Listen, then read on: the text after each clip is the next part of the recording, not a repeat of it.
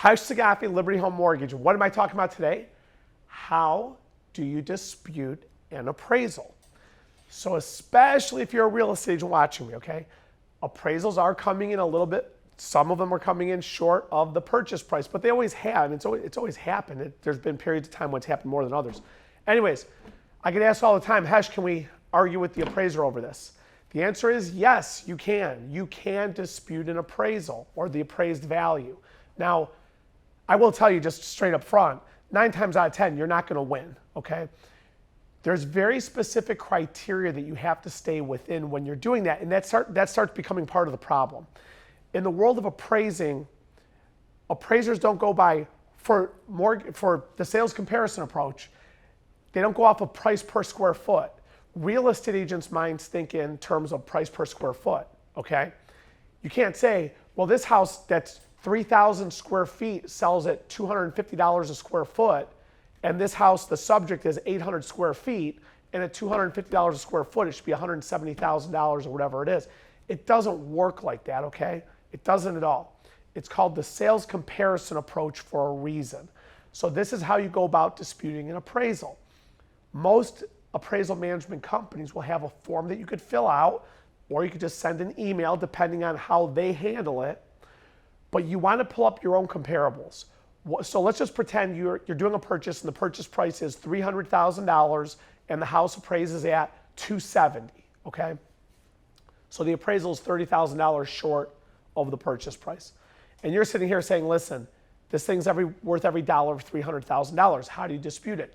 As the real estate agent, you want to pull up comparables that fit into these criteria. Now, I will tell you this. We lend in 45 states, and everything I'm telling you is the same across 50 states, so it doesn't really matter, okay? But you want to pay attention to this. You want your comparables to be within 20% of the subject's square footage. You want your comparables to be within 20% of the subject's square footage. That means if the subject is 1,000 square feet, you want your comparables to be between 8 to 1,200 square feet. Now, as with everything I always talk about, are there exceptions to the rule? Yes, okay? Of course there's exceptions to the rule. There's exceptions to the rule for everything, okay? Whether it's medicine, education, science, history, whatever it is, there's always exceptions. But what I'm telling you is going to cover 90% of what you have to do. Make sure the square footage is within 20% of the subject for your comparables. So you think the appraiser should have used a different comparable.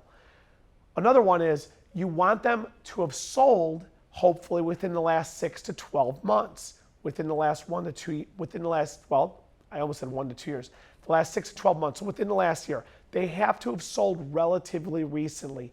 You can't pull up a sale from 2 years ago. I mean, you could, but they're going to throw it straight out the window, okay? You want to pay attention that it's the same style home, okay? So if it's a 2-story, you want to pull up a 2-story. If it's a ranch or a 1-story, pull up a 1-story. If it has no basement, pull up houses with no basements. If it has a basement, pull up houses with basements. You want to pull up homes that are the same style. Lastly, you want to go within a reasonable distance of the subject property. You want to stay in the same city. Now, mind you, this is probably the biggest difference depending on the location, just because in the United States, there's so many different areas. I've done loans in northern Michigan where the comparable properties were 30 miles away. I did one in Southern California one time out in Riverside County where the comparable, I think, was like 45 miles away. So, I mean, for God's sakes, if you're in the middle of the desert or something like that, you're gonna go pretty far. But pay attention to the distance. If you're in a suburban area, don't go too far out. The big points to pay attention to when you're disputing an appraisal: square footage, style, distance of the comps, and the sales date.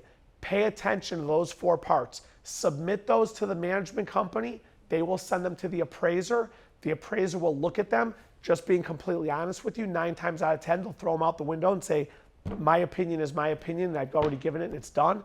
But you will win sometimes. I've won some battles out there, but you want to pay attention. It's not the easiest battle to fight, but the answer to the question is yes, you can dispute an appraisal. And how do you dispute it? That's how you dispute it. Pull up what you believe is comparable, send it to the management company, they'll send it to the appraiser. You'll get an answer within a few days, and that's how you do it. As always, keep watching my videos, subscribe to my YouTube page, share this with your friends, and if you have questions, call me. I do lend in 45 states.